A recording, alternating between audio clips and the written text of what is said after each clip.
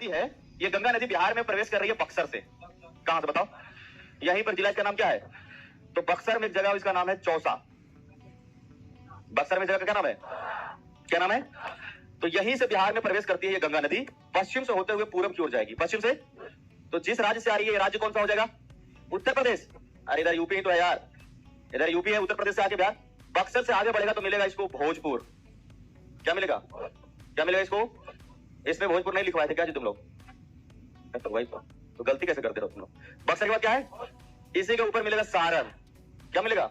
सारण। तो देखो, ऊपर में सारण, नीचे में नदी के ऊपर में, नीचे में आगे बढ़ेंगे तो यहां मिलेगा वैशाली। क्या मिलेगा? और नीचे में मिलेगा पटना। क्या मिलेगा? ऊपर में और नीचे में पटना। आगे बढ़ेंगे तो ऊपर में मिलेगा समस्तीपुर। क्या मिलेगा? और नीचे में देखा तुम लोग कैसे चलता है? नीचे में कुछ भी नहीं है यहां पर। देखो ये जो पटना है ना, ये पटना का जो है विस्तार बहुत दूर तक है। इस तरीके से पटना है तो बहुत दूर तक ही है। देखो इस तरीके से, इसके नीचे में देखो यहां पर है तो नालंदा, लेकिन नालंदा में पानी नहीं जाएगा। तो गंगा नदी सबसे ज्यादा पटना से ही गुजरती है, 99 किलोमीटर। कितना? पूरा बिहार में गंगा गुजरेगी 445 किलोमीटर, और जिसमें अकेले सबसे ज्यादा गुजरेगा कहां से? 99 किलोमीटर। नदी में सब तो लिखाएंगे, अभी बस केवल जिला याद करा दे।